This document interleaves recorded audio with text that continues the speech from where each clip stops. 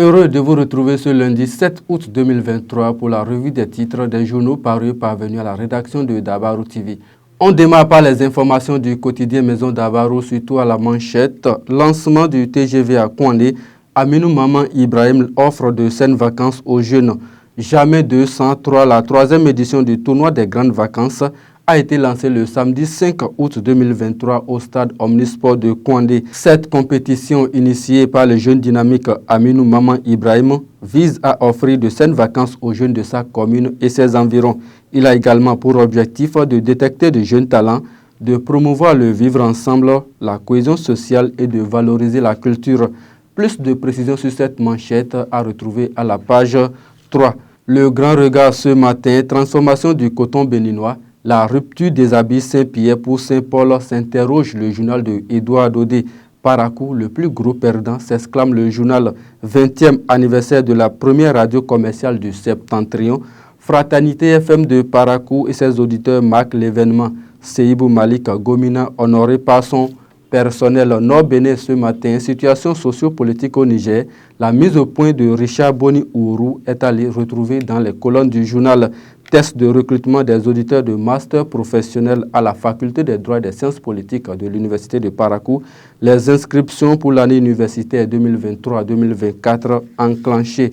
Daibi Info ce matin, politique nationale, vague d'adhésion au parti Les Démocrates à Parakou. Insécurité à Parakou, la police républicaine neutralise un individu armé à Banikani.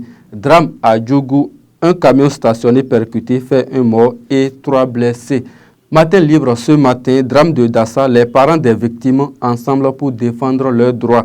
Trafic de faux médicaments au Bénin, plus de 116 milliards de francs CFA de manque à gagner. La Nation, le journal du service public ce matin, accès à l'eau potable, des avancées et les défis sont à lire dans les colonnes du journal, notamment à la page 13. Conseil la saga des agodiers, des Amazones mettent le public en extase.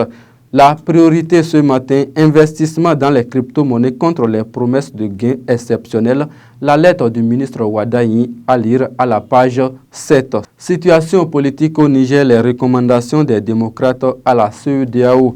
Le matinal de Charles Tokor ce matin, fin de l'ultimatum aux putschistes pour la restauration de l'ordre constitutionnel au Niger. La CEDEAO très attendue. Conseil de l'indépendance, 15 agodiers égale le public.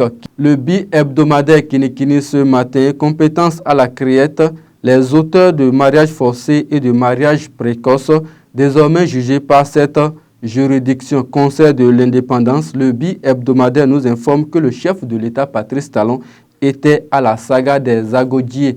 Et on revient aux informations du quotidien Maison Dabarou. 2 morts dans des accidents de circulation. Kandi et Djougou ont traversé un sale week-end. Gani à Neki, la célébration prévue pour le jeudi 28 septembre, nous informe le journal Bénin, les cartes de presse enfin disponibles. Intervention de la CEDEAO au Niger, les démocrates appellent à la diplomatie et au dialogue. Hôtel chez un grand de Ndali, le lieu parfait pour vos séjours reposants. C'est sur cette publicité de l'hôtel chez un grand de Ndali que nous mettons un terme à cette revue des titres. Merci de nous avoir suivis. Merci à toute l'équipe de réalisation. Retrouvez-moi demain pour un autre numéro.